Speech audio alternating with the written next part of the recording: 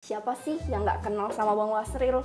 Kalau udah dengar kata pemuda, kosakata utamanya ada nama beliau. Woi. Nah, menurut CV yang kami baca, Bang, ya katanya Abang kan ketua pelopor Jambi. Iya, pemuda pelopor. Ketua pemuda pelopor Jambi. Boleh ceritain gimana keseharian Abang di sana? Oke, ya. Jadi pemuda pelopor ini merupakan program dari Kementerian Pemuda dan Olahraga. Jadi mereka itu mencari para pemuda yang mereka itu mempelopori kegiatan-kegiatan yang sifatnya itu positif. Nah, dan kegiatan itu dia bukan didanai itu, tapi memang mereka murni dari mereka sendiri gitu. Nah, makanya alhamdulillah di tahun 2021 itu terpilih sebagai pemuda pelopor. Nah, kenapa? Nah, itu dilihat dari apa yang telah kita lakukan sebelumnya. Nah, jadi kalau dilihat di Instagram saya itu banyak tuh kegiatan-kegiatan yang sudah pernah saya lakukan dalam rangka untuk menggerakkan para pemuda. Nah, jadi nanti kita daftar ke Dispora, melalui Dispora. Nah, nanti dilihat tuh track record kita. Apakah ini memang benar-benar gerakan kita atau gara-gara kita tuh sedang melaksanakan program kerja organisasi tertentu. Nah, kalau pemuda pelopor itu memang dia memulai dari awal, mulai dari nol gitu kan. Nah, itu ada bidangnya, bidang pendidikan, sosial, agama, budaya, kemudian juga bidang teknologi, bidang pangan, ataupun juga bidang kepariwisataan. Nah, kalau saya kemarin bidang pendidikan. Apa yang saya lakukan? Menggerakkan para pemuda nih, biar mereka bisa menjadi orang yang memiliki jiwa leadership, bisa public speaking, bisa menjadi pribadi yang lebih termotivasi. Nah, itu sering saya lakukan. Dan alhamdulillah sampai hari ini. Kita kebetulan Gen PM nih salah satunya. Ya, makanya biar di Gen PM ini kita pengen para pemuda itu gabung di Gen PM. Ibarat tuh kayak Gen PM ini kayak laboratoriumnya para pemuda yang nanti siap jadi pemimpin itu. Nah, dimana orang jadi pemimpin itu apa yang mereka kuasai? Banyak hal. Public speaking kan, kemudian manajerial, kemudian juga berpikir kritis, problem solver. Nah, kalau di kampus kan, kalau di kelas kan mereka nggak belajar itu. Nah, makanya harapannya ketika mereka gabung Gen PM, mereka akan mendapatkan ilmu-ilmu itu yang nggak didapatkan di kelas. Nah, seperti itu ceritanya. Makanya dengan ikut seleksi pemuda pelopor, alhamdulillah terpilih menjadi juara 1 pemuda pelopor di tingkat provinsi Jambi. Nah, tapi karena pemuda pelopor itu bukan kayak duta. Kalau duta itu kan kalau sekali udah selesai, nggak ada lagi tuh, udah ada kasih hadiah nggak ada lagi. Kalau pemuda pelopor itu dia sekali pelopor tetap pelopor dan gitu seterusnya. Nah, alhamdulillah karena saya masih tetap aktif dan diamanahkan juga sebagai ketua forum pemuda pelopor provinsi Jambi. Nah, sehingga sampai hari ini ketika ada agenda-agenda Dispora, ada agenda Kemenpora, nah insya Allah saya berangkat nih hari Rabu ini ke Jakarta sampai hari Selasa depan ikuti Hari Sumpah Pemuda Kemenpora tingkat nasional. Nah, itu kami ikutkan karena emang pemuda pelopor ini merupakan program dari Kementerian Pemuda dan Olahraga. Nah, artinya kalau kita memang mau aktif, insya Allah kita tuh akan disupport. Asalkan kita tunjukkan dulu karya kita, bukan kita minta dulu dana. Kami mau bergerak kalau kami dikasih dana, enggak. Tapi pemuda pelopor itu kami akan bergerak, nggak ada dana apa enggak. Yang penting kita pengen adanya sesuatu yang baru untuk para pemuda dan juga masyarakat pada umumnya. Nah, begitulah kira-kiranya. Oke, ternyata itu dibangun dari Betul, nol kayak gitu ya Bang ya. Terus malah beranak pinak jadi Gen PM sekarang. Itu jadi apa ya, dampak berikutnya ya kan. Iya. Jadi memang harus mulai dulu. Betul. Baru nanti panen setelahnya. Oke, tapi menurut Abang gimana kondisi pemuda kita saat ini? Kalau pemuda saat ini sebenarnya dibilang mundur sih enggak ya. Maksudnya mereka tuh lebih maju aja. Maksudnya lebih maju, lebih lebih inovatif sebenarnya. Hanya saja pondasinya yang mungkin agak rapuh. Misal kenapa dibilang rapuh? Kan sekarang lagi fenomena-fenomena, apalagi Jambi ya, sering kita temui ada mahasiswa yang bunuh diri lah itu kan.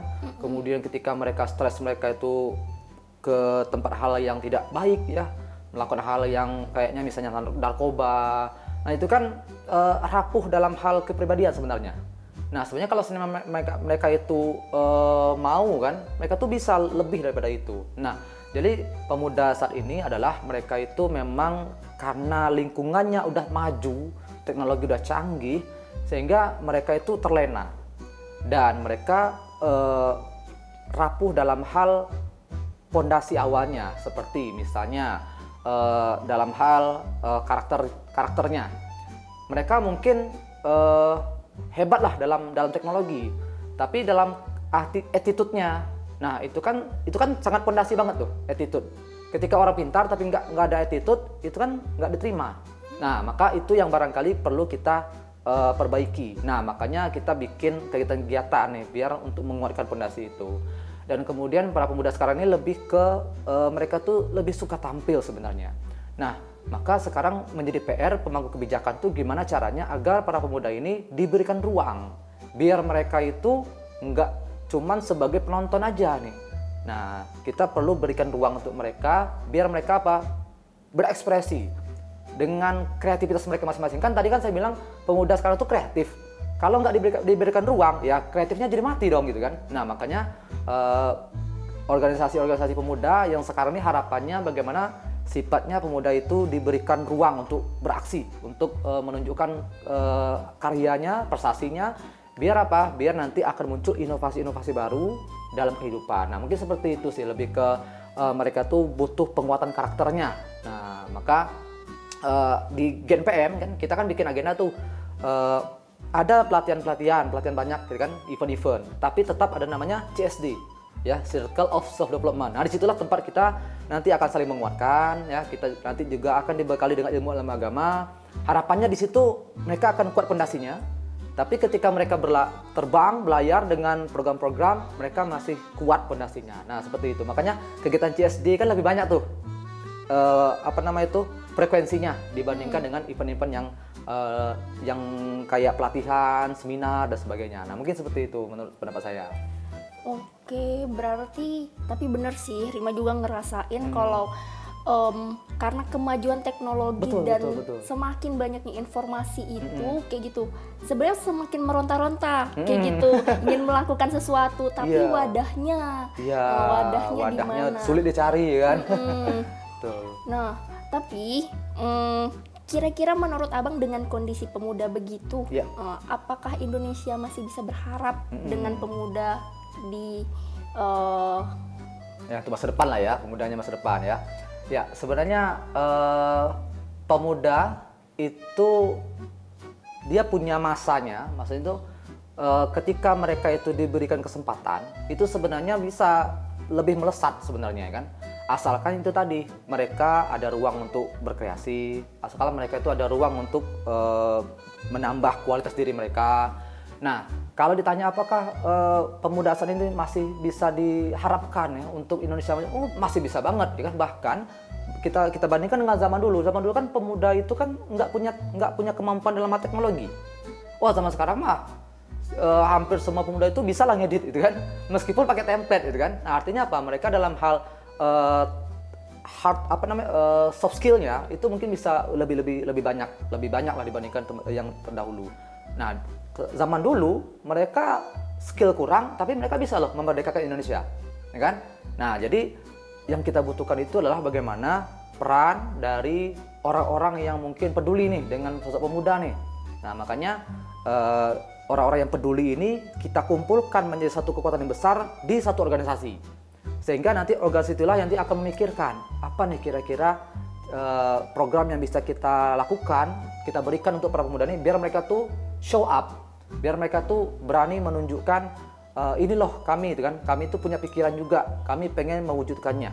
Dan sekarang banyak tuh tokoh-tokoh para pemuda yang mereka berhasil tuh membuat gerakan-gerakan yang inovatif seperti misalnya Pandawara tuh, kita tahu betul kan dimana kondisi lingkungan yang selama ini orang hanya menonton saja sampah berserakan sebagainya lah. Pandawara bisa tuh membuat gerakan di mana para pemuda, nggak cuma pemuda yang ikut, tentara ya kan juga orang bapak-bapak ibu-ibu tuh ikut serta untuk menuntaskan kali yang kotor. Nah, itu kan metode yang nggak pernah ada dilakukan sebelumnya, hanya gara-gara apa? Media sosial. Nah, jadi menurut saya sih pemuda saat ini sangat berpeluang besar untuk melakukan hal yang besar, tapi mereka tuh butuh yang namanya pemantik atau dorongan. Hanya butuh didorong sedikit, itu nanti berguling tuh. Jadi efek bola salju itu akan terjadi asalkan ada yang mendorong di awal. Nah, sekarang ini banyak pemuda itu, kami ini nggak dilibatkan. Nah, maka kitalah orang-orang yang masih peduli dengan pemuda ini yang menggerakkan mereka. Nah, seperti itu. Emangnya sejauh apa keterlibatan pemuda untuk kemajuan Indonesia itu sendiri, Bang? Oh iya, jadi sebenarnya kan samalah kayak tadi pemuda pelopor. Pemuda pelopor ini kan mereka yang memang melakukan sesuatu itu kan sesuai dengan hati nurani mereka nih, mengatakan wah iya kalau seperti ini terus nih kondisinya, ini para pemuda ini mereka akan menjadi bencana di masa depan. Kan kita kan sering tuh dengar bahwasanya bonus demografi. Kalau bonus demografi, kalau sebenarnya pemudanya banyak tapi tidak berkualitas ya akan menjadi bencana bagi Indonesia ke depannya gitu. Nah, maka kita tuh butuh para pelopor, para inisiator, para orang-orang yang nggak cuman hidup secara individualis. Mereka orang-orang yang individualis kan ya yang penting kami bisa makan, yang penting kami dapat duit, udahlah terserahlah orang-orang itu. Nah, kita nggak seperti itu. Kita ingin munculkan para pemuda-pemuda yang peduli dengan kondisi lingkungannya. Nah, ketika orang-orang yang peduli ini ya mau mereka ini banyak, maka itu bisa kita sama-sama berkolaborasi ya untuk menghadirkan program-program yang membuat para pemuda-pemuda ini yang mereka tuh sedang haus dengan ilmu, yang mereka tuh pengen berkembang. Nah, karena dia kita kumpulkan, anggaplah kita sebut saja namanya GNPM nih, ya organisasi GNPM nih. GNPM ini kan makanya kemarin kita bikin agenda Leadership Academy, di mana mereka kita berikan kesempatan untuk coba pikirkan apa sih masalah pemuda kan gitu kemarin ya. Masalah pemuda itu apa? Oh, terpikirkan. Nah, sekarang nih banyak pemuda tuh nggak mikirin masalah itu. Yang penting kami bisa main game, yang penting kami bisa ngabisin duit. Pemuda punya masalah terserahlah. Nah, tapi dengan adanya GNPM coba lihat, kita berusaha untuk memasukkan anggotanya memikirkan masalah apa nih masalah pemuda. Lalu apa solusinya kira-kira? Nah, solusinya ABC. Nah, apa program yang bisa kita lakukan untuk merealisasikan solusi ini? Nah, itu kita pikirkan.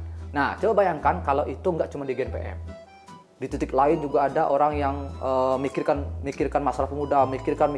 Kalau banyak yang memikirkan, maka nanti akan ada namanya action.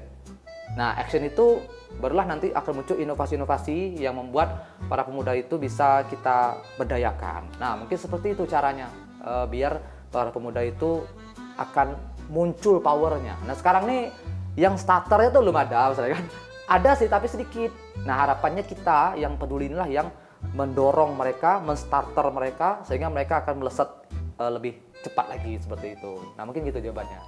Tapi benar sih, Bang, waktu pas kemarin terpilih ya, jadi salah satu anggota yang ikut ya Leadership Academy ya. Academy. Nah, itu memang baru sadar, oh iya ya, ternyata pemuda itu punya masalah kayak gitu. Iya. Nah, karena masalahnya mungkin sebenarnya bisa dibilangin sepele, tapi karena berlarut-larut jadinya tuh kayak nggak ketemu solusi dan emang nggak tahu kalau itu masalah kayak gitu. Kita nggak nyadar ya kalau itu masalah ya. Jadi waktu pas disuruh mikir apa masalah kalian kayak gitu, baru yang oh iya ya. Banyak duanya ya. Oke. Nah, kalau gitu Bang, emangnya pemuda seperti apa sih yang memiliki pengaruh dan dibutuhkan untuk negara kita? Pemuda seperti apa gitu kan? Ya, yang jelas kalau dia nggak bisa melakukan hal yang positif, maka kita harapannya kita butuh pemuda yang dia nggak merusak itu. Kalau dia nggak bisa melakukan apa-apa nih, nggak bisa melakukan kebaikan, nggak bisa memperbaiki, ya udah minimal nggak usah merusak dulu lah. Nah, itu yang pertama tuh. Nggak usah merusak gimana? Itu tadi harapannya pemuda itu dia tidak terjerumus ke hal-hal yang negatif. Karena gini, ketika para pemuda itu disibukkan dengan kegiatan negatif, maka dia tidak terpikirkan untuk mau melakukan kegiatan positif. Maka gimana caranya biar mereka tuh bisa menjadi positif? Sibukkan mereka dengan kegiatan positif. Makanya dengan kita di GNPM ini kan rutin tuh, hampir tiap pekan ada aja agendanya kan. Biar apa? Biar anggotanya tuh sibuk dengan kegiatan positif. Kalau dia tidak sibuk dengan kegiatan positif, berarti apa? Ya kebalikannya. Berarti dia disibukkan dengan kegiatan yang negatif. Nah, maka kalau ditanya gimana caranya, sibukkan mereka. Sibukkan mereka dengan kegiatan positif. Nah, selama ini masalah itu yang mau menyibukkan pemuda itu yang nggak ada, ya kan? Sekolah hanya sebagai tempat untuk nambah hard skill, sementara yang dibutuhkan di masa depan bukan cuma hard skill. Indonesia udah banyak orang pintar. Yang kurang itu adalah orang yang pintar dan mau melakukan gerakan-gerakan yang positif. Nah, jadi yang sekarang nih bisa kita lakukan adalah ya perlahan-lahan kita menyadarkan ini loh kondisi pemuda saat ini. Maka kita jangan sampai menjadi orang yang membuat negara kita ini menjadi semakin parah nih kondisinya. Dimana ya tadi banyak pemudanya banyak tapi tidak berkualitas. Nah maka kita minimalnya pertama kali itu yuk perbaiki diri dulu deh. Perbaiki diri dulu. Habis itu kita coba ajak orang-orang yang mau positif ini untuk bersama-sama dengan kita. Nah setelah itu ya udah kita bisa berkolaborasi. Kan sekarang kan era kolaborasi itu ya. Nah, saling berkolaborasi, saling menguatkan, maka di situ nanti akan muncullah kekuatan. Jadi kalau disebut gimana sih caranya? Kata kuncinya itu tadi, sibukkan pemuda dengan kegiatan positif, maka dia akan mengabaikan kegiatan-kegiatan negatif di luar. Nah, kalau sudah seperti itu, ya maka pemuda-pemuda yang aktivitasnya itu akan mengacaukan itu kan berkurang. Kalau udah berkurang, maka negara itu akan fokus ke memberdayakan. Nah ini sekarang enggak, pemerintah tuh kayak bengkel gitu, memperbaiki dulu, udah diperbaiki baru ngetes, oh bisa jalan rupanya. Nah ini kelamaan, maka sekarang nih kita butuh bengkel-bengkel pemuda nih kan. Nah laboratorium yang bisa kita cari nih formula-formula yang tepat nih, pemuda tuh yang bagaimana sih bagusnya. Oh kayaknya ini perlu ditambah dengan senyawa ini deh. Oh kayaknya perlu ditambah dengan soft skill ini deh. Oh ternyata benar dapat. Nah makanya kita sekarang ini butuh organisasi yang bukan hanya sebagai event organizer. Tahu kan event organizer?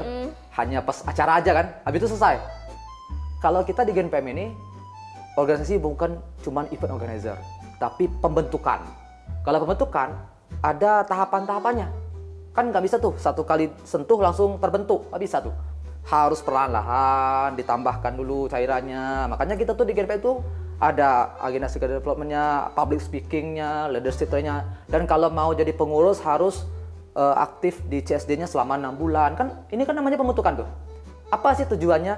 Biar kita tuh terbiasa dengan sering datang, sering kegiatan. Nah, kalau udah terbiasa kan itu sebenarnya itu kan bakal banyak ketemu masalah tuh nanti kan.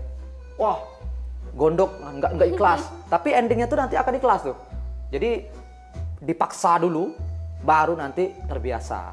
Nah, sama kan nih kayak kan bikin agenda podcast seperti ini kan. Mungkin awalnya belum tahu sama sekali kan, belum pernah gitu kan. Tapi karena dipaksa keadaan, insya Allah nanti akan belajar. Oh, ternyata episode pertama seperti ini. Oke, episode kedua saya akan mengurangi hal ini nih. Nggak bisa kalau cuma satu kali aja. Makanya kita butuh organisasi yang bukan cuma event organizer, tapi yang memang siap mendampingi sampai beberapa lama, sampai kita puas. Dan kalau kita udah merasa jadi lebih baik, maka muncul inisiatif saya juga pengen mengajak pemuda yang lain untuk jadi lebih baik juga bersama saya di organisasi ini. Nah mungkin seperti itu metodenya. Berarti tadi itu kualitas, terus ada kegiatan rutinitas, iya, betul, kayak betul. gitu. Oh iya betul, kualitas rutinitas. Dengan kita melakukan ya rutinitasnya hal baik, betul. bukan iya. hal-hal yang mungkin malah melalaikan kayak gitu ya Bang. Itu yang banyak tuh yang itu sedih ya. Cuman kan berarti ngomongin kualitas ini berarti menunjukkan nggak semua pemuda itu punya kesempatan yang sama gitu ya Bang. Beruntung bagi yang memang sudah terjerumus ke circle yang positif kan, beruntung banget mereka ya. Jadi minimal pemuda itu harus memiliki dasar keterampilan apa dan untuk menghadapi tantangan sosial saat ini nih bagaimana? Oh oke. Nah ini menurut riset ya, bukan menurut saya nih. Menurut riset ada 4C. Nah mungkin pernah dengar ya. Yang pertama itulah communication. Itu skill komunikasi harus dimiliki sama anak-anak zaman sekarang. Biar mereka nanti di masa depan itu akan bermanfaat. C pertama lah communication. C kedua itu adalah critical thinking, berpikir kritis, nggak cuman ya pasif ya, nerima aja dikasih ya oke, siap oke, setuju, dia nggak kritis. Kenapa dia itu tidak mempertanyakan, kok nggak seperti ini, kok tidak A, kenapa mesti B, itu ya kritis. Yang ketiga itu adalah kreatif. Kalau dia ngikut-ngikut masa-masa lalu, dulu pengurus yang dulu melakukan ini, kami juga melakukan ini, nah kan nggak kreatif tuh. Nah maka perlu yang namanya orang-orang yang mau mencoba hal baru. Nah, bagaimana negeri kita itu mau maju kalau kita tuh ngikutin yang lama-lama, nggak relevan. Nah, itu jadi butuh kreatif. Yang keempat adalah kolaboratif. Di zaman sekarang kita jangan hanya maunya dengan Kami mau orang kampus kami baik, gitu. Maunya orang-orang di kampus kami saja, nggak mau berkolaborasi dengan kampus yang lain. Nah, atau juga para pemuda nih, kami maunya orang-orang dari suku kami aja. Nah, nggak bisa seperti itu. Itu akan memperlambat. Di era sekarang di mana teknologi itu semakin canggih, kita bisa berkolaborasi bahkan dengan orang yang di luar negeri. Nah, maka 4C ini itu sudah dilakukan, udah dirilis sama kalau tidak salah yang merilis ini adalah dari UNESCO kalau tidak salah ya. Nah, mereka yang mengatakan ini kalau pengen siap para pemuda ini kuasai 4 hal ini, 4C. Tadi apa tadi? Critical thinking, communication, collaboration, sama kreatif. Nah, ini menjadi prinsip dari GNPM. GNPM itu bikin event akan mengacu pada 4 ini. Ketika kita bikin acara ini, kira-kira membuat mereka berpikir kritis nggak? Iya, gas. Event ini membuat mereka berpikir kreatif nggak? Iya, bagus. Event ini membuat mereka memiliki skill komunikasi nggak? Nggak. Kalau nggak usah gitu. Kalau iya, gas. Nah, maka ini akan menjadi prinsip utama dari organisasi GNPM. Nah, sehingga harapannya, karena ini memang udah riset ya, udah hasil riset, maka ya sangat besar harapannya para anggota GNPM, para pengurus GNPM itu nanti akan memiliki kemampuan yang lebih dibandingkan dengan yang lainnya. Asal kita fokus pada 4 skill ini. Nah, mungkin seperti itu jawabannya. Berarti memang dalam banget kayak gitu ya, sampai terbentuk GNPM. Sampai seperti itu mikirnya kan. Termasuk kita bikin event-event tadi tuh memikirkan itu 4C tadi kan. Nah, seperti itu.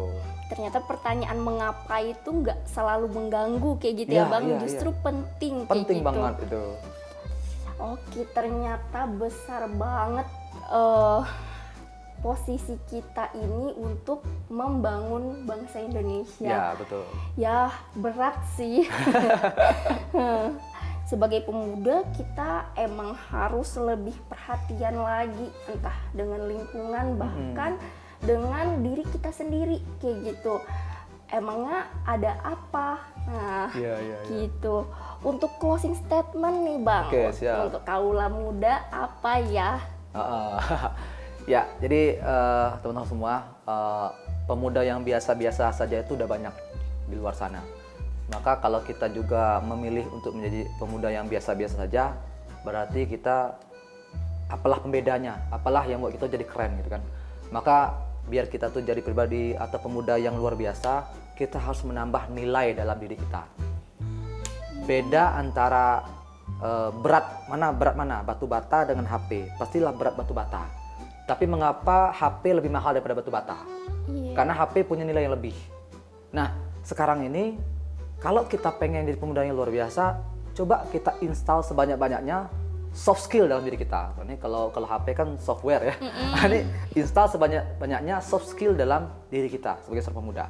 Skill apa saja? Ya tadi 4C tadi, ya. Skill public speaking-nya, ya, kreatif, ya, berpikir kritis dan sebagainya, kolaborasi. Kalau kita udah seperti itu, kita akan seperti HP, bukan seperti batu bata. Batu bata apa manfaatnya? Mau beli satu batu bata aja nggak punya manfaat, gitu. Dia akan bermanfaat kalau rame-rame. Nah, jangan sampai kita tuh seperti itu. Kita tuh pemuda tuh kuat karena rame-rame. Kalau sendirian dia nggak bisa, gitu kan? Nggak bisa berdiri sendiri. Nah, maka kita harus meningkatkan nilai diri kita dengan cara kita tambah skill kita. Itu jelas tuh. Hard skill udah jelas lagi. Kemudian apa lagi? Pengalaman. Didapatkan dari mana pengalaman itu? Dari ikut organisasi, ya kan? Kemudian apa lagi? Pengalaman, relasi juga. Kalau kita relasinya hanya teman sekelas saja, gimana kita tuh mau berkembang? Kita merasa kita tuh udah berputar jauh, sementara kita tuh cuma berputar dalam tempurung kelapa gitu. Kita harus keluar, bangun relasi kemana-mana, ikuti organisasi. Nah, ketika nanti ada acara organisasi, acara besar, kita akan ketemu dengan orang-orang yang lintas fakultas, lintas jurusan, atau lintas usia, dan lintas spesialis. Itu akan membuat kita menjadi lebih banyak relasinya. Nah, maka kalau kita memilih untuk saya nggak mau nih jadi pemuda yang biasa-biasa saja, maka kita caranya adalah kita harus melakukan sesuatu yang lebih daripada yang lain. Jangan kita pengen jadi pemuda yang luar biasa, sementara yang kita lakukan tuh di bawah rata-rata. Kan nggak mungkin ya. Kalau kita pengen menjadi pemuda yang luar biasa, maka yang kita lakukan tuh lebih daripada yang lain. Misal, Jika pemuda yang biasa-biasa saja itu dalam satu hari, dalam satu minggu itu mereka kegiatannya hanya pulang kampus, pergi kampus, pulang, kemudian main game sebagainya. Kita enggak. Kita gunakan, kita sisipkan waktu itu untuk menambah kualitas diri. Ikut organisasi, kita baca buku barangkali, ikut seminar, ikut pelatihan. Itu berarti kita lebih daripada yang lain. Ya. Jadi orang yang pemenang itu dia unggul satu langkah dibandingkan yang lain. Ketika orang lomba lari, ketika sama-sama garis finishnya itu di waktu 4 detik, maka yang menang adalah 4 detik yang lebih cepat. Nah, maka begitu juga dengan para pemuda. Jadi harus ditambah nilainya, kemudian dia juga harus cekatan, dia harus inisiatif, dia bergerak bukan karena orang lain, tapi karena dia sendiri. Ketika udah seperti itu, maka dia akan menjadi pemuda yang insya Allah ketika ada permasalahan yang muncul, dia masih tetap tegar, dia masih tetap tangguh. Kenapa? Karena dia sudah kuat, sudah tangguh tadi. Nah, ketangguhan ini akan dibentuk ketika mereka melakukan sesuatu yang di atas rata-rata. Ya, biasanya orang bisa santai hari Minggu kan, dia ikut acara. Nah, maka dia udah terbiasa tuh dengan banyaknya kegiatan. Di situ mereka tuh manajemen waktunya. Nah, maka saran saya tadi yang pertama adalah bagaimana harus kita tambah nilai diri kita dengan cara kita tambah wawasan kita, pengalaman kita, relasi kita. Kemudian apalagi yang berikutnya, kita harus jadi pemuda yang memang menggunakan masa muda kita tuh dengan semaksimal mungkin. Sehingga nanti di masa tua kita tinggal menikmati saja. Nah, mungkin itu sih lebih. Kalau secara fisika rumusnya itulah P sama dengan W bagi T. P itu power, kekuatan. Kekuatan itu akan diperoleh dengan usaha dibagi waktu. Perbanyak nilai usaha kita dengan cara menambah wawasan, banyakin pengalaman, nambah relasi dan sebagainya, dibagi waktu. Artinya setiap waktu kita harus seperti itu. Jadi belajar sebanyak-banyaknya, tapi kuasai 1 atau 2 saja, dan nanti insya Allah kita akan dikenal gara-gara yang itu. Nah, mungkin seperti itu closing statement-nya. Oke, inget ya, install soft skill sebanyak-banyaknya. Oh iya. Ya Bang, terima kasih banyak untuk obrolan tanpa penghakimannya. Oke, OTP ya. Oke, terima kasih. Sampai jumpa di OTP selanjutnya. Wassalamualaikum warahmatullahi wabarakatuh. Waalaikumsalam.